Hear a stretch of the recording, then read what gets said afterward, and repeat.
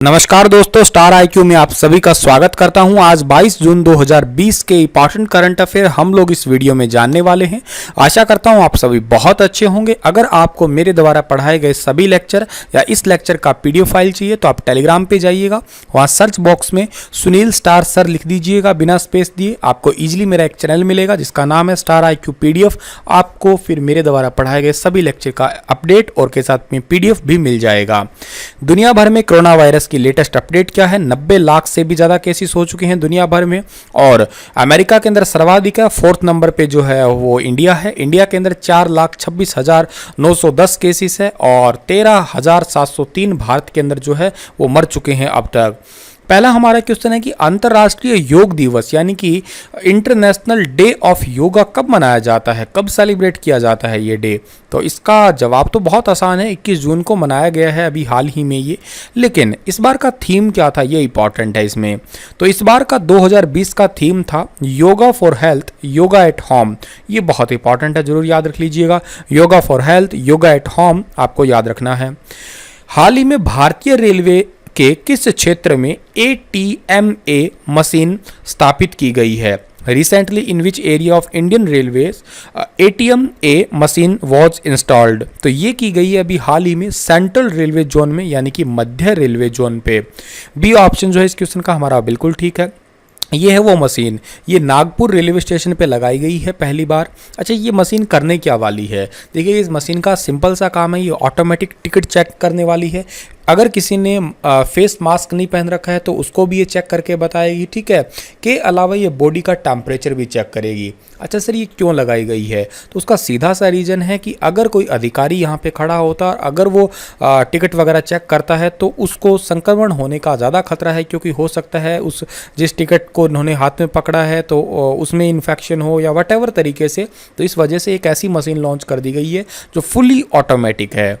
अब सवाल मन में आता है, इस ATMA का फुल फॉर्म क्या है? तो इसका फुल फॉर्म है automatic ticket checking managing access. दोबारा बताता हूं, automated ticket checking and managing access. आप ये याद रख लीजिएगा, कोविड-19 महामारी को रोकने के लिए ही इसका एक मुख्य उद्देश्य या मेन उद्देश्य है। अच्छा, बात इंडियन रेलवे की हो रही है। इसकी स्थापना कब हुई थी? 16 अप्रैल 1853 को हुई है। हेडक्वार्टर कहाँ है इसका? न्यू दिल्ली में है। रेलवे मंत्री कौन है? हमारे पीयूष गोयल है। अच्छा, रेलवे बोर्ड के अध्यक्ष का नाम क्या है? VK यादव यानी कि विनोद कुमार यादव। अच्छा, RPFS यानी कि रेलवे प्रोटेक्शन फोर्स जो है उसके महानिदेशक का नाम क्या है? अरुण कुमार है। और स्वतंत्र भारत के पहले रेल मंत्री का नाम क्या है? जॉन मथाई। वैसे पहले रेल मंत्री का नाम आसिफ अली है, लेकिन स्वतंत्र भारत के पहले रेल मंत्री का नाम जॉन मथाई है। हाल ही में जारी फोर्ब्स रियल टाइम बिलियनियर सूची में मुकेश अंबानी की रैंक क्या है? What is the rank of Mukesh Ambani in the recently release Forbes real time billionaire list? तो इसमें मुकेश अंबानी की जो रैंक है वो है 9th। सी ऑप्शन जो है इस क्वेश्चन का हमारा बिल्कुल ठीक रहेगा। जेफ बेजोस हालांकि इस पे नंबर 1 ही है। रिलायंस इंडस्ट्रीज के अध्यक्ष है मुकेश अंबानी। ये दुनिया के शीर्ष यानी कि टॉप 10 अमीरों की लिस्ट के अंदर जो है इनका नाम शामिल हुआ है। अच्छा, इनकी शुद्ध संपत्ति, प्योर जो इनकी संपत्ति है वो कितनी है? 5.3 बिलियन डॉलर है। पहले से बढ़ के 64.6 बिलियन डॉलर यानी कि 4.9 लाख करोड़ रुपए जो है हो गई है। आप ये समझ सकते हैं कि ये कितनी ज़्यादा इंक्रीमेंट देखने को मिला है। मेरे ख्याल से मुझे ऐसा लगता है लॉकडाउन में भाई साहब ने काफ़ी अच्छे से सेटिंग की होगी, ठीक है। सारा कर्जा वगैरह सब उतर गया है इस पर, ठीक है। अंबानी अब इस सूची में जो है 9वें स्थान पे आते हैं। हाल ही में कहाँ के स्वास्थ्य मंत्री कोरोना पॉजिटिव पाए गए हैं? तो अभी हाल ही में नई दिल्ली के स्वास्थ्य मंत्री जो है ये कोरोना पॉजिटिव पाए गए हैं। सी ऑप्शन सही है, जिनका नाम है सत्येंद्र जैन। अच्छा सर, ये हमें क्यों पढ़ना जरूरी है? भाई स्वास्थ्य मंत्री हैं इस वजह से पढ़ना जरूरी है। और जैन साहब आपने तो बहुत गड़बड़ कर ली, स्वास्थ्य का ख्याल रखना चाहिए था आपको। तो हाल ही में किसे इकोनॉमिक थिंक टैंक NIPF का अध्यक्ष नियुक्त किया गया है? तो ये भी बहुत इंपॉर्टेंट क्वेश्चन है। अभी हाल ही में इकोनॉमिक थिंक टैंक NIPF का अभी चेयरमैन नियुक्त किया गया है उर्जित पटेल को। ये हमारे भारत के पूर्व RBI के गवर्नर रह चुके हैं, जो कि आपको फोटो में दिखाई दे रहे हैं। अच्छा, इस NIPF का फुल फॉर्म क्या है? National institute of public finance and policy. दोबारा बताता हूँ, national institute of public finance and policy. और इसकी स्थापना हुई है 1976 के अंदर। हिंदी में अगर बात करें तो राष्ट्रीय लोक वित्त एवं नीति संस्थान है और इसका हेडक्वार्टर है न्यू दिल्ली में।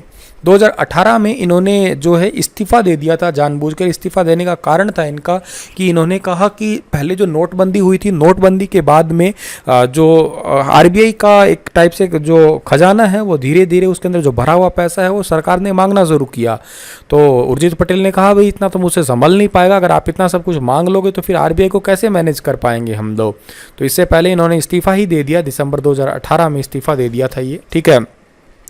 और अगले सवाल की ओर चलते हैं हम लोग। तो हाल ही में किसने R&D पोर्टल सत्यभामा लॉन्च किया है? तो अभी हाल ही में R&D पोर्टल सत्यभामा लॉन्च किया है प्रहलाद जोशी ने। बी ऑप्शन सही है इस क्वेश्चन का हमारा, जो कि आपको फोटो में दिखाई दे रहे हैं। कौन है प्रहलाद जोशी? ये है केंद्रीय कोयला, खाद्य और संसदीय मामलों के मंत्री। अच्छा, ये पोर्टल करने वाला क्या है? तो ये खनन और खनिज क्षेत्र में जो नवीन अनुसंधान और विकास कार्य है उनके लिए रिसर्च और जो जितने भी साइंटिस्ट हैं उनको प्रोत्साहित करेगा। यानी कि जितने भी आपके कोयले वाले या जितने भी मिनरल्स वाले एरिया है या जितने भी आपके नई रिसर्च जो सेंटर हैं उनके डेवलपमेंट के लिए ये हेल्प करने वाला है।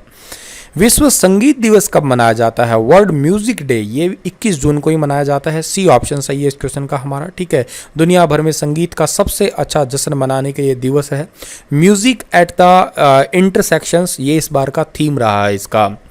हाल ही में कौन सी कंपनी 150 बिलियन डॉलर वाली देश की पहली कंपनी बन गई है? तो ये बनी है रिलायंस इंडस्ट्रीज लिमिटेड। बी ऑप्शन सही है इसका। रिलायंस इंडस्ट्रीज लिमिटेड की स्थापना 8 मई 1973 को हुई है। हेडक्वार्टर मुंबई में है। संस्थापक धीरूभाई अंबानी है। चेयरमैन और एमडी मुकेश अंबानी है। हाल ही में किस बैंक ने कोविड-19 महामारी को कवर करने वाली हेल्थ पॉलिसी लॉन्च की है? तो ये लॉन्च की है कर्नाटक बैंक ने। बी ऑप्शन सही है इस क्वेश्चन का हमारा। कर्नाटक बैंक ने अपनी सामाजिक जिम्मेवारी के तहत universal Sompo general insurance company limited के साथ में मिलकर कोविड-19 महामारी द्वारा उत्पन्न अनिश्चितताओं को कवर करने के लिए एक विशेष हेल्थ बीमा पॉलिसी शुरू की है।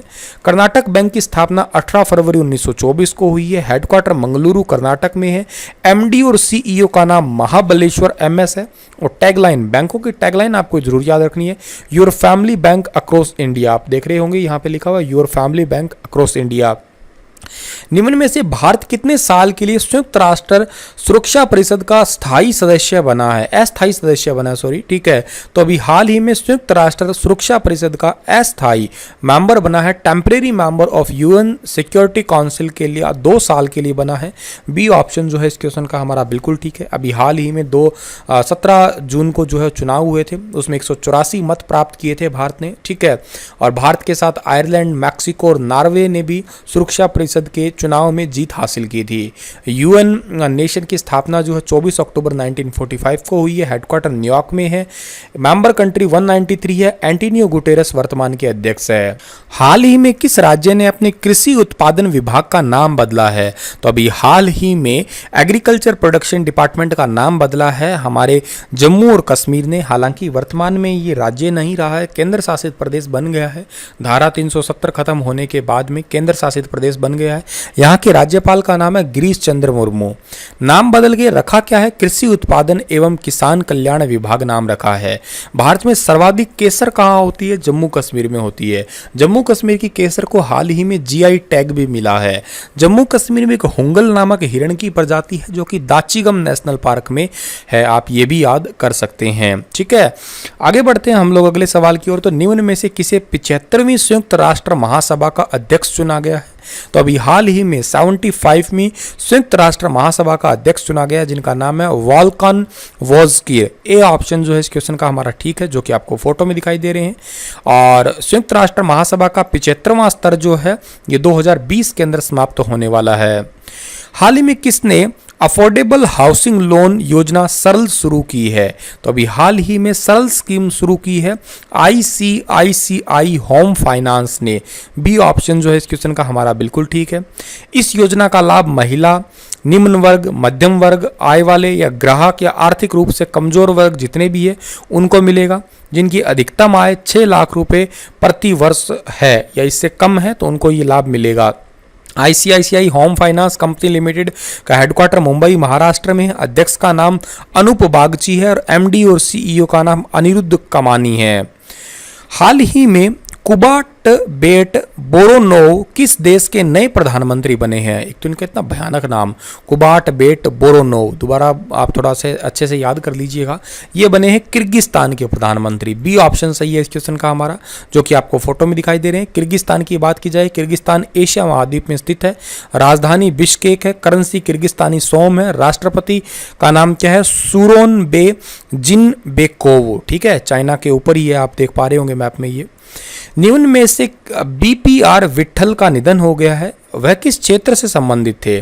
बीपीआर विट्ठल जो है अर्थशास्त्र से संबंधित थे। सी ऑप्शन सही है इस क्वेश्चन का हमारा। अंतर्राष्ट्रीय मुद्रा कोष में मलावी और सूडान की सरकारों में राजकोषीय सलाहकार के रूप में काम किया था इन्होंने। Centre for economic and social studies Hyderabad की स्थापना में भी महत्वपूर्ण भूमिका निभाई थी बीपीआर विट्ठल साहब ने। हाल ही में सरकार देश भर में जिला स्तर पर कितने खेलो इंडिया सेंटर स्थापित करने वाली है?